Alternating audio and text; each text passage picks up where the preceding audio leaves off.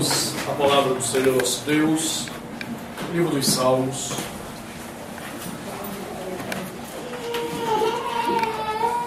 Salmo de número 42.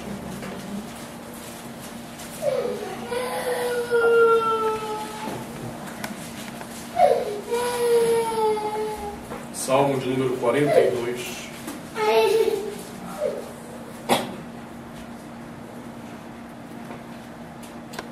A palavra de Deus diz: como suspira a coça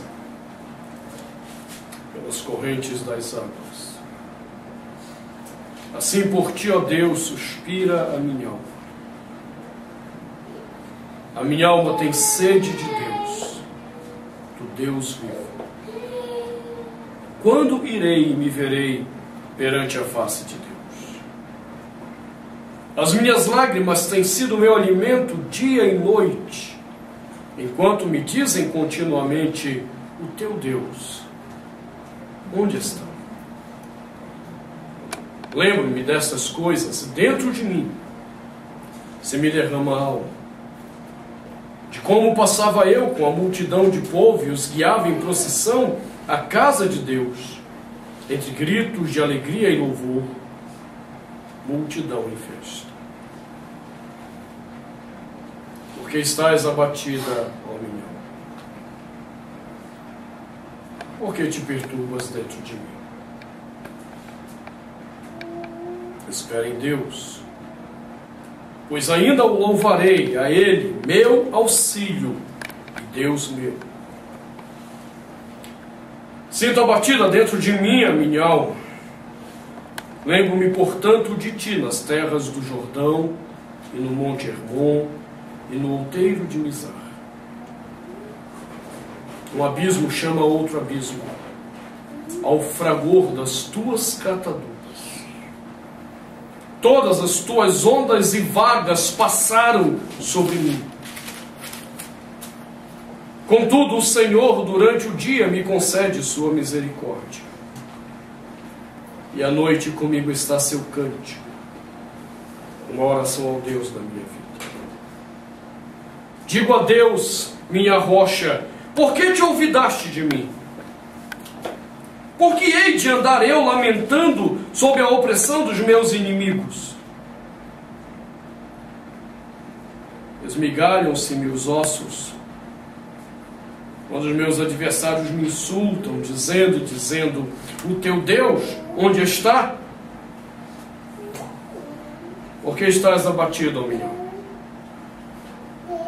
Por que te perturbas dentro de mim?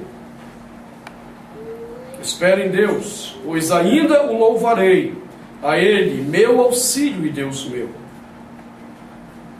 Faze-me justiça, ó Deus. Pleitei a minha causa contra a nação contenciosa. Livra-me do homem fraudulento e injusto, pois tu és o Deus da minha fortaleza. Por que me rejeitas?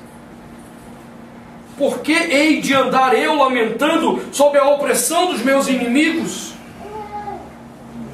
Envia a tua luz e a tua verdade para que me guiem e me levem ao teu santo monte, aos teus tabernáculos. Então irei ao altar de Deus, que é a minha grande alegria. Ao som da harpa eu te louvarei, ó Deus, Deus meu. Por que estás abatido, ó minha alma? Por que te perturbas dentro de mim? Espera em Deus, pois ainda o louvarei, a Ele, meu auxílio e Deus meu. Oremos ao Senhor. Pai, te damos graças por tua palavra. A recebemos com gratidão neste momento e suplicamos que o teu Santo Espírito venha ao encontro dos nossos corações neste momento. Que o teu Santo Espírito encontre em nosso coração terreno fértil, para que essa palavra encontre lugar e frutifique dentro de nós. Fala conosco, Senhor. Te suplicamos em nome de Jesus. Amém. Podeis assentar.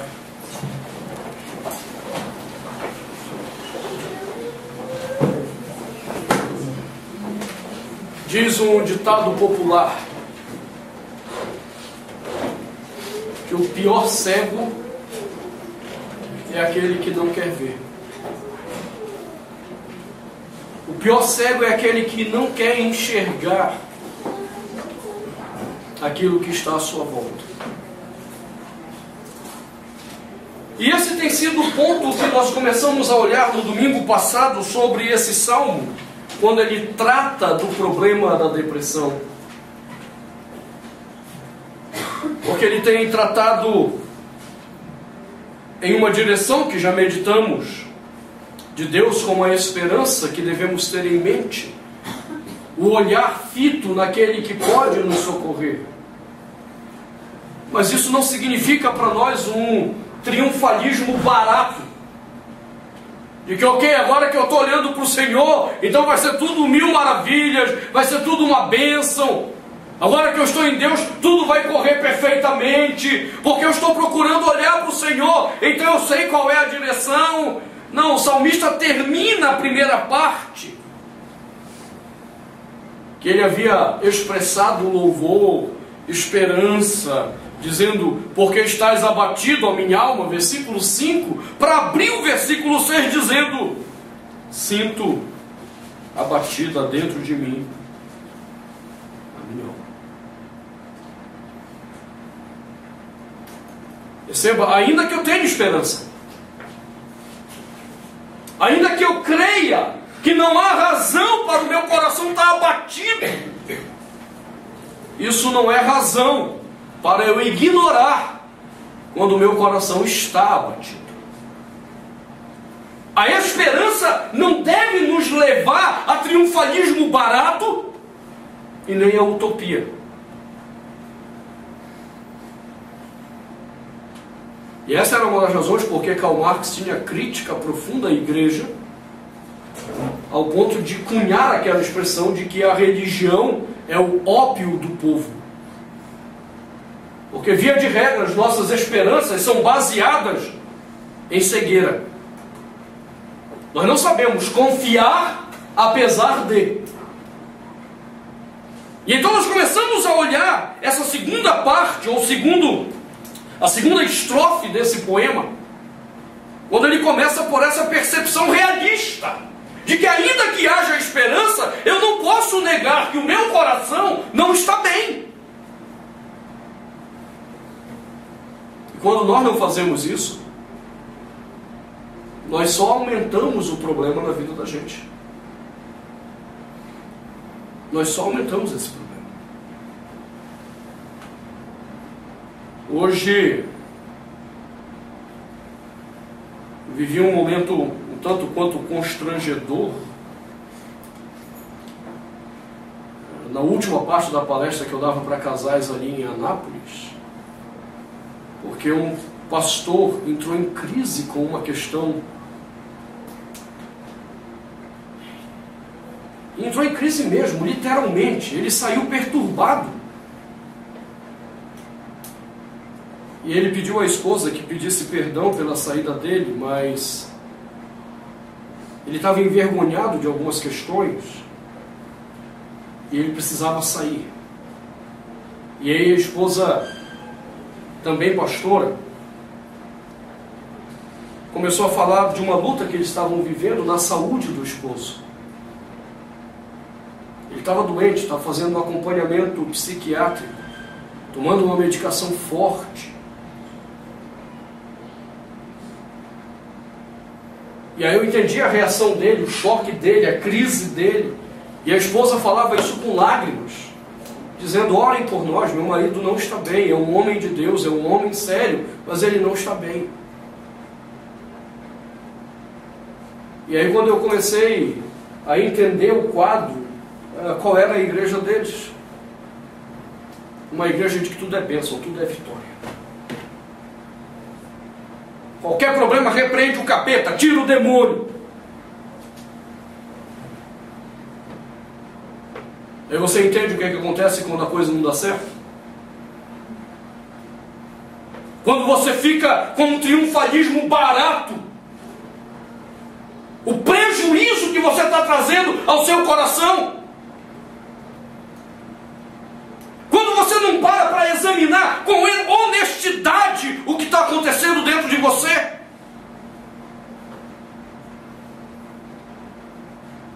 Por isso esse salmista, ele vai da esperança à sinceridade do coração.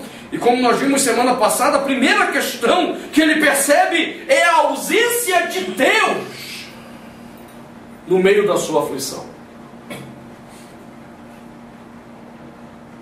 Quando nos encontramos abatidos, porque de alguma forma o nosso problema afastou Deus do nosso coração.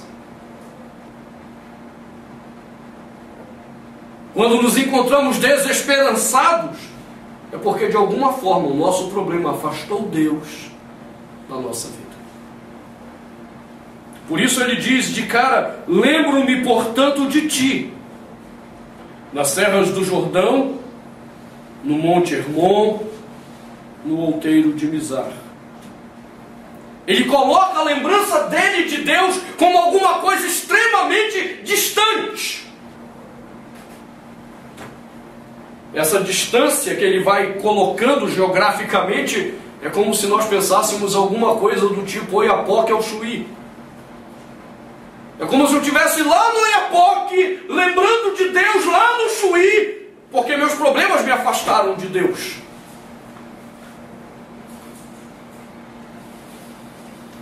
E essa é a primeira dificuldade de enxergarmos. Que o nosso abatimento só é real porque Deus de alguma forma está afastado, está ausente da nossa vida. Porque quando Deus está presente, eu não vou sair cantando vitória. Eu vou ter o privilégio de chorar diante dele as minhas dores, sem permitir ser abatido, sem permitir deixar de viver, sem desistir da vida. Mas uma outra questão nessa expressão dele, de análise do coração dele, ele coloca no versículo 7. Ele diz: um abismo chama outro abismo ao fragor das tuas catadupas. Todas as tuas ondas e vagas passaram sobre mim. Não é um homem apenas percebendo a ausência de Deus no meio da sua aflição. Não é apenas um homem percebendo quão distante ele se encontra de Deus na hora da sua aflição. É um homem que percebe com profunda sinceridade as implicações disso. Qual é a implicação de estarmos distante de Deus na hora da nossa aflição? A implicação de que um abismo, e esse primeiro abismo é a distância de Deus, chamará outro abismo. Quanto mais distante nós estamos de Deus, no momento da nossa aflição, mais complicada fica a nossa situação, porque ela só vai atraindo outras complicações. É a hora em que nós começamos a tomar decisões erradas uma atrás da outra. É a hora que a gente só faz besteira achando que está fazendo o que é certo. E a única coisa que sobra de Deus é a lembrança de um som perturbador, daí a expressão ao fragor das tuas catadupas, e catadupas refere-se às cachoeiras, com o volume grandioso de suas águas. É a única coisa que eu tenho, é a lembrança da voz de um Deus poderoso na minha desgraça, na minha dor, na minha aflição, mas eu não posso contemplá-lo, nem tê-lo ao meu lado, porque eu permiti que a minha dor me distanciasse dele. E é isso que mais a gente encontra nas pessoas quando se permitem abater. Quando elas preservam alguma fé, quando elas preservam alguma imagem de Deus, ainda é a imagem de um Deus poderoso, de um Deus que pode isso, Deus que pode aquilo, mas parece que é um Deus tão distante das suas vidas. Um Deus tão ausente. E as consequências vão apenas aumentando. Um abismo vai chamando então outro abismo. O grande problema é que às vezes a gente não tem a noção exata de que a nossa situação ela pode ficar pior do que o que a gente pensa. Às vezes a gente se engana. Entenda, o mal e o sofrimento, a profundidade deles não pode ser medida. Quando você acha que já chegou no fundo do poço,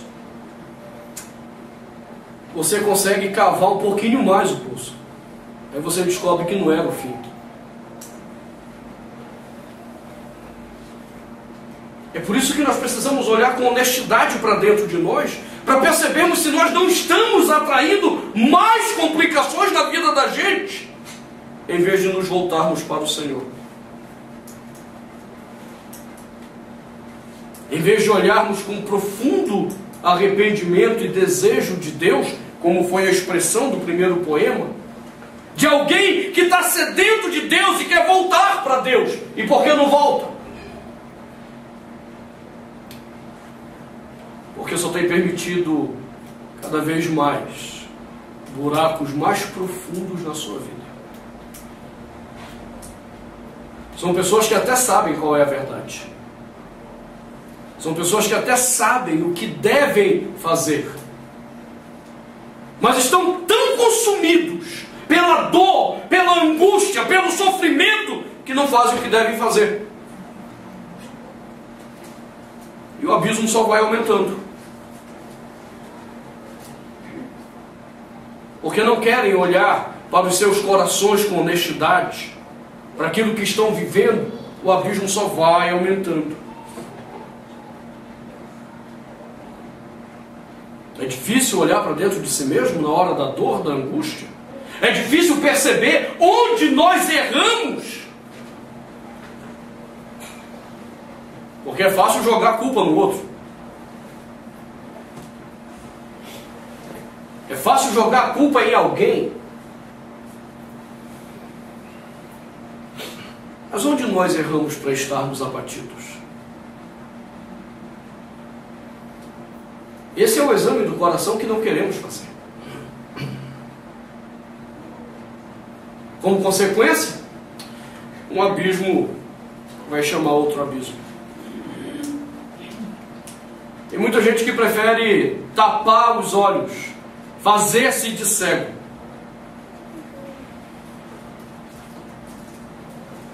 E as consequências são cada vez piores. Tem gente que tenta argumentar para o próprio coração o mal que está fazendo para si. Tem gente que se enche de razão nos seus erros e não percebe que apenas está atraindo mais abismo para a sua vida. E a lembrança de Deus apenas como a lembrança de cachoeiras fortes e nada mais do que isso. Mas se não fosse apenas essa lembrança, o salmista coloca uma outra imagem ainda no versículo 7, muito forte. Ele diz: todas as tuas ondas e vagas passaram sobre mim.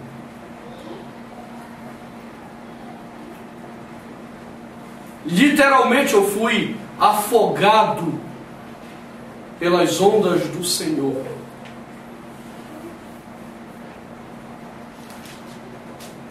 Porque eu não soube olhar para ti Eu não soube estar em ti. E as ondas apenas me afogaram. E a figura do salmista é a figura daqueles que entram numa espécie de religiosidade ululante. Tudo vai dar certo. Agora tudo vai dar certo. A gente fez a campanha X, a gente fez a oração não sei quantas vezes, a gente deu a oferta, a gente não fez não sei o quê. E as ondas do Senhor passam. E em vez de nos socorrer e matar a sede, as ondas do Senhor vêm e nos afogam de vez.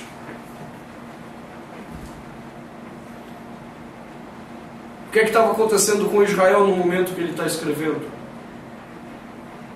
Exílio. Terra desgraçada. Terra destruída.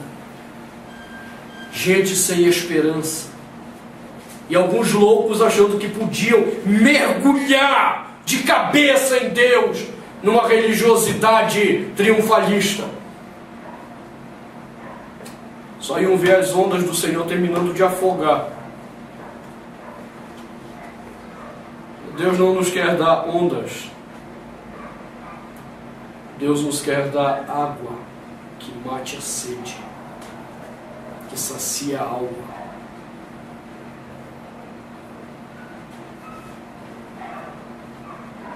Agora a grande questão é: você consegue olhar para o seu coração e perceber esses problemas?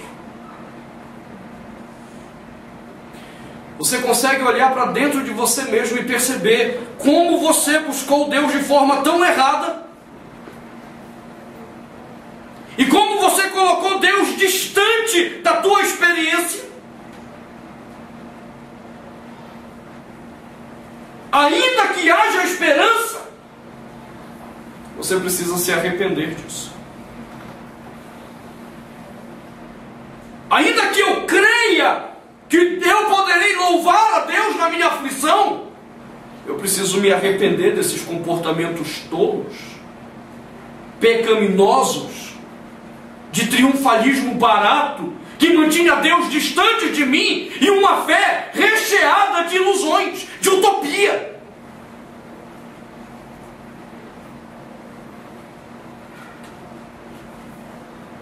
Enquanto não houver esse arrependimento, nós só vamos ver cada vez mais o abismo aumentando. As ondas de Deus passando e nos cobrindo. E a nossa alma continuará sedenta. O nosso coração continuará sedento. O salmista vem percebendo todos os erros dele.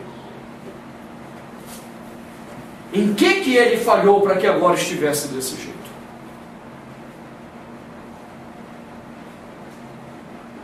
O que é legal é porque à medida que ele entende isso, ele descobre novamente a esperança. Observe que no versículo 8 ele diz: contudo, apesar de estar distante de Deus, apesar das ondas me atropelarem totalmente, contudo, o Senhor durante o dia me concede a sua misericórdia. E à noite comigo está o seu cântico,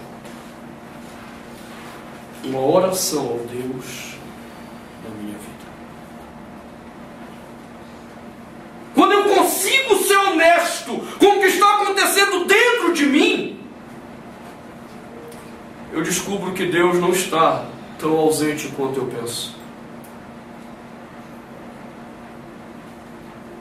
Eu descubro que Deus está presente em pequenas coisas. Que talvez seja exatamente o meu coração, cheio de fantasias, que não consiga perceber o Senhor. Por que a alma desse homem está abatida? Ele entende que ele está distante de Deus. Ele entende que a visão que ele tem de Deus é uma visão equivocada. E enquanto isso, onde estava Deus? Dia a dia com ele, renovando sobre ele a sua misericórdia. Por que nós não conseguimos ver Deus na nossa aflição? Por que nós não conseguimos contemplar o Senhor na nossa angústia? Porque nós criamos uma ideia errada de Deus. Nós criamos uma perspectiva errada de Deus. E deixamos de encontrar o Senhor na simplicidade do dia, na simplicidade da vida. Somente quando esse salmista consegue quebrar esses entendimentos errados, esses pressupostos de vida errados, ele percebe como Deus está presente com ele no dia a dia. Apesar de me encontrar distante do Senhor, apesar de ser atropelado pelas ondas do Senhor, durante o dia o Senhor me concede a sua misericórdia. Você sabe por que você não deu um tiro na sua cabeça e acabou com a sua vida? Porque a misericórdia do Senhor renovou-se sobre você. Você sabe por que você não se entregou de vez à desgraça do seu pecado? Porque a misericórdia do Senhor se renovou sobre a sua vida e tem se renovado dia a dia. E em vez de você se agarrar a essa misericórdia que se renova diariamente, você enche o teu coração de fantasias tolas. Você enche o coração de fantasias medíocres, de um falso Deus, de uma falsa esperança, de alguém que não existe.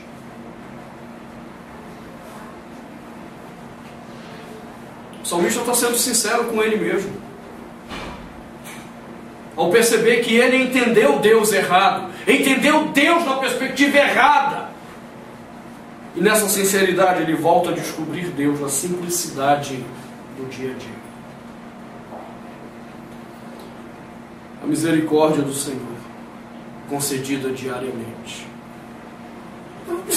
É essa a experiência dos homens que sofreram muito e sobreviveram. Lembram de Jeremias? Também viveu esse exílio que esse salmista está falando.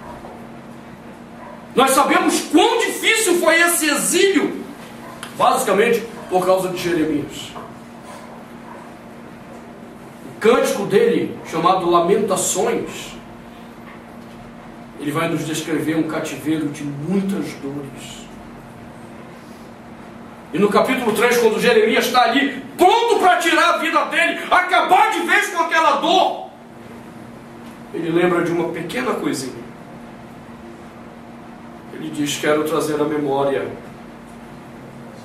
o que me pode dar esperança. E o que é que pode me dar esperança? É um Deus poderoso, guerreiro, que vai arrebentar com esses caras, vai matar todo mundo e vai me fazer sair daqui vitorioso? Não.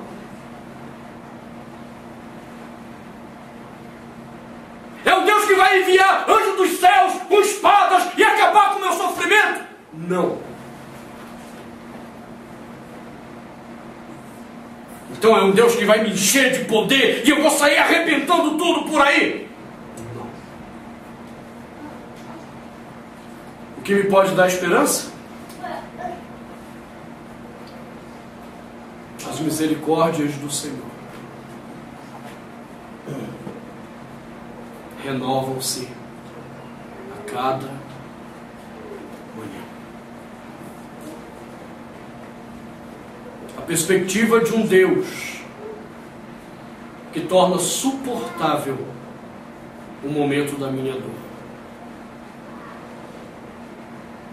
A perspectiva de um Deus que, tomando de misericórdia para comigo, me ensina através da minha dor. Me aperfeiçoa através da minha dor.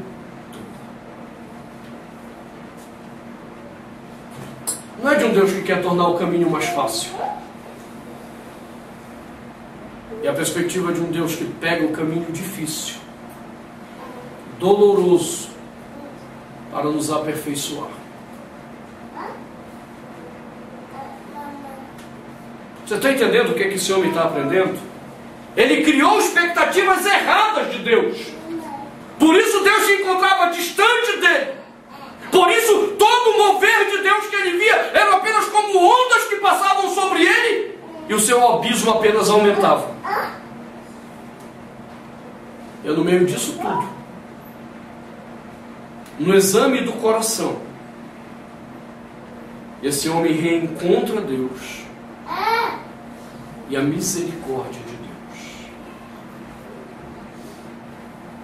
Sabe qual é a outra grande questão interessante?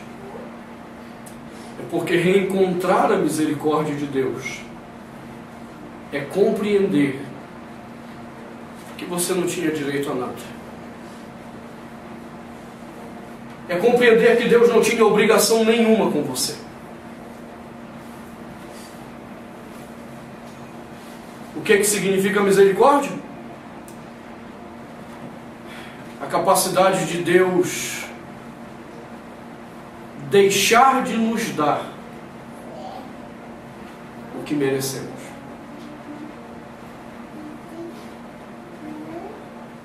Um Deus misericordioso é aquele que tira a mão para não dar o que merecemos. E é isso que o salmista está entendendo. Você sabe por que eu cheguei aqui? Por besteira minha. O profeta me advertiu várias vezes para andar corretamente aos olhos do Senhor. E nós brincamos com Deus. Deus levantou Jeremias para isso. Israel ignorou, negligenciou a voz de Jeremias. Por que nós estamos sofrendo? Porque não ouvimos ao Senhor. Nós decidimos tomar as rédeas da nossa vida na mão e decidimos dar o destino da nossa vida. E olha o que aconteceu.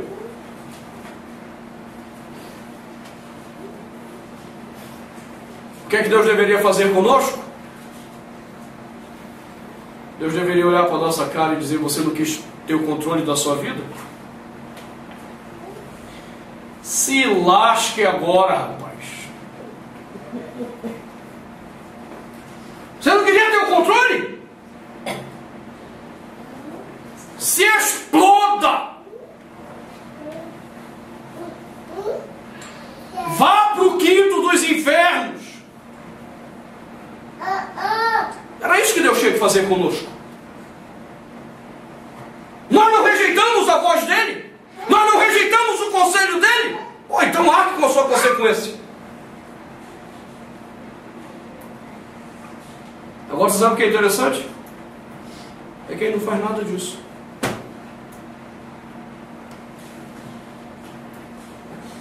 Ele é capaz de voltar-se para aquele que penitentemente vem em arrependimento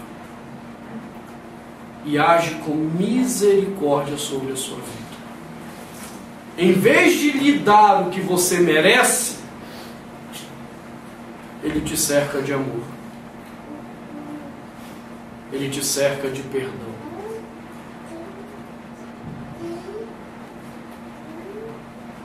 É isso que o salmista está descobrindo. Em todas as minhas besteiras que me levaram a esse estado depressivo, quando eu sou honesto com o meu coração, eu sou capaz de descobrir Deus.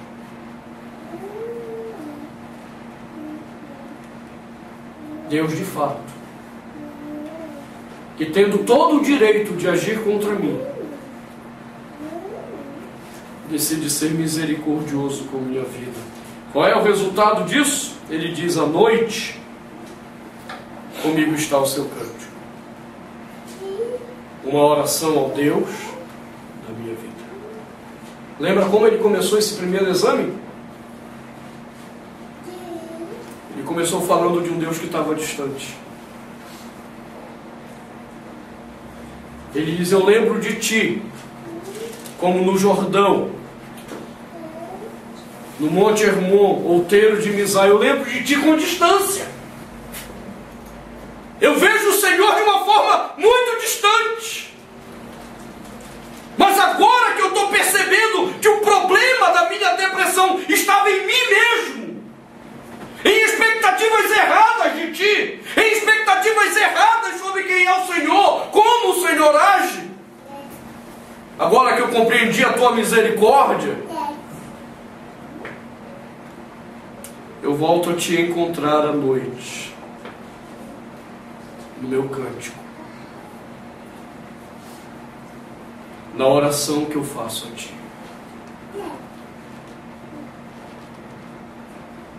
Depois de examinar o coração, se descobrir culpado de estar distante do Senhor, o salmista se volta para o Senhor.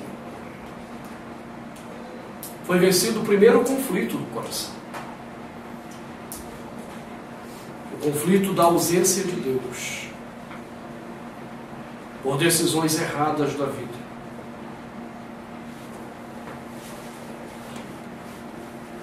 E da mesma forma o Senhor agora olha para você e te convida a pensar no teu coração, nas decisões erradas que você tem tomado na vida, nas besteiras que você tem feito ou tem pensado em fazer, e voltar-se para o Senhor dizendo: Pai, eu criei expectativas erradas. Eu inventei um Deus que não existe, um Deus que somente atendia aos meus interesses, aos meus desejos. E tudo que eu estou encontrando para mim são apenas abismos. Nada mais do que abismos.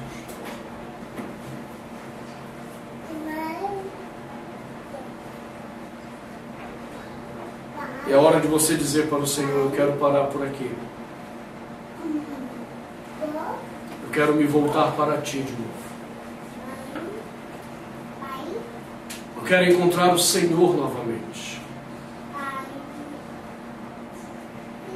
E eu quero tratar dessa ausência, dessa distância que se colocou entre eu e o Senhor, entre mim e Ti. Quando nós pudermos enxergar isso, então nós voltaremos a cantar e nós voltaremos a orar ao Senhor, não mais como um Deus distante, mas como Deus presente na história das nossas vidas.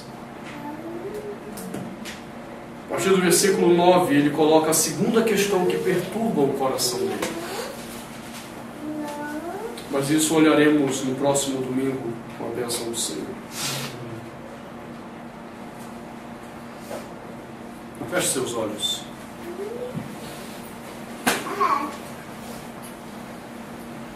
Busque ao Senhor nesse momento com a sinceridade do coração.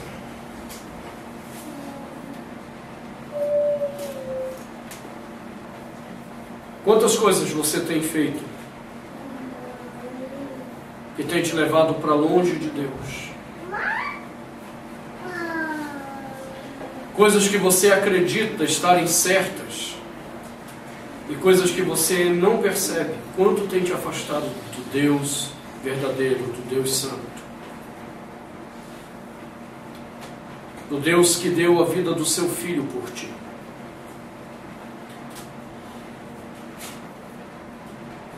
Quantas coisas tens feito apenas para satisfazer ao teu próprio coração e não percebes como isso tem aberto abismos dentro de ti?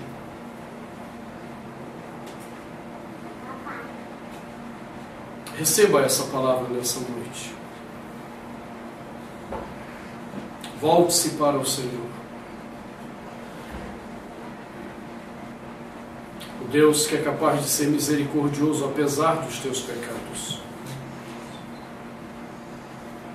Deus que é capaz de te renovar em meio às tuas dores.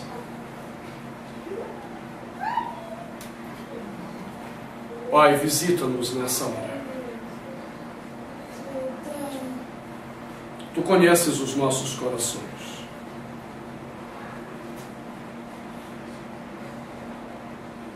Tu sabes quantos abismos nós temos atraído na nossa vida, todas as vezes que deixamos de te perceber, todas as vezes que colocamos algo que nos distancia de ti mesmo. Às vezes nossas ambições, às vezes nosso egoísmo. Tantas coisas que temos colocado que nos distanciam do Senhor. Deus, nos perdoa. Nos perdoa, Senhor. Nos traz de volta a alegria de caminhar contigo, a alegria de perceber em cada manhã a tua misericórdia, a alegria de perceber o teu amor nas pequenas coisas, em meio às nossas dores.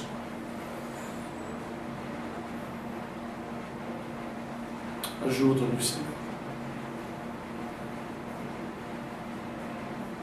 Perdoa-nos, Senhor. Cura-nos, Senhor. Em nome de Jesus.